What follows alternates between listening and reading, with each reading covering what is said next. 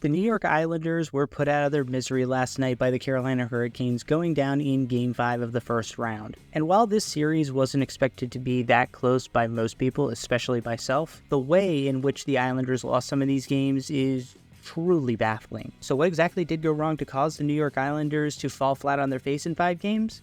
Well, the first major reason is their top pairing defensemen, Ryan Pulock and Adam Pelech. Among defensemen who played at least 40 minutes in their series, Pelech ranked second worst in Corsi 4 and Pulock rated 6th worst. And while Pulock was not in the bottom 10 when it comes to on-ice expected goal percentage, Pelech was ranking 7th worst in that category. And among defensive pairings who played at least 50 minutes, Pelech and Pulock rated dead last in Corsi 4 with over 60% of the shots while they were on ice going towards their own goaltender. And look, I get it, they're New York's top defensive pairing, but by the end of the series, they were matching up a lot against Carolina's second line of Teravainen, Kotkaniemi, and Necas. Dobson and Romanoff towards the end of the series were relied on a lot more to face Gensel, Aho, Svechnikov, and that pairing did a phenomenal job, at least managing to contain that offensive firepower. Now, reason number 2 for why the Islanders fell in 5 games has to do with one game in particular, and that is Game 2 of the series.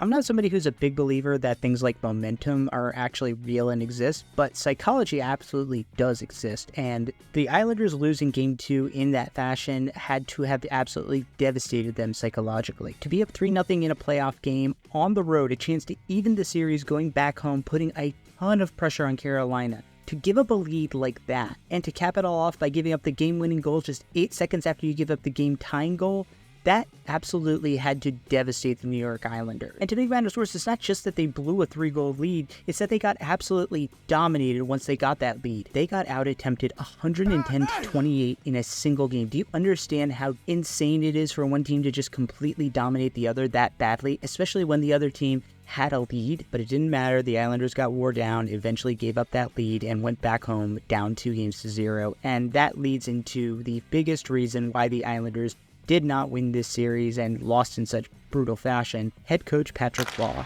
And I know that this is going to be controversial to Islanders fans who love Roy for the simple fact that he isn't Lane Lambert. And it is hard to judge a coach's impact on a particular game or series because you don't know what's going on behind the scenes and in the locker room. But my God, the Islanders have to be one of the most mentally soft teams I have ever seen in the playoffs, and that comes from their coach. Again, like I said, in Game 2, gave up a huge lead, got absolutely dominated. Where were the adjustments from Roy? Where were the timeouts, the between period speeches to try and calm those guys down and get them reset back on track? I know Carolina's good, but getting outshot by that magnitude is just inexcusable, and it goes to a lack of either effort or adjustments from the coaching staff.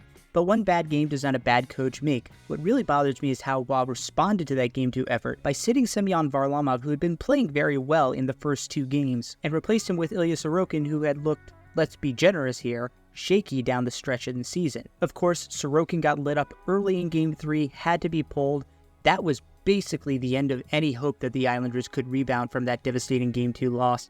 They lose Game 3, and at that point the series is all but over. Yes, they did manage to gut out a double overtime win in Game 4, very good for them, but then Game 5 comes along, and what happens? Once again, they have a 10-second breakdown, this time with the game tied, and give up 2 goals within 10 seconds. That happening one time in a series is unlucky and unfortunate. It happening multiple times, though, goes to show a lack of focus or mental toughness on the part of the team, and you have to put that on the coach. I'm not saying that I think Patrick Roy is a bad coach or should be fired for them losing to the Hurricanes. They weren't the better team. They probably weren't expected to win. But the way the Islanders lost some of these games and the tactical missteps that Roy made give me pause as to whether or not he's going to be the long-term solution on Long Island.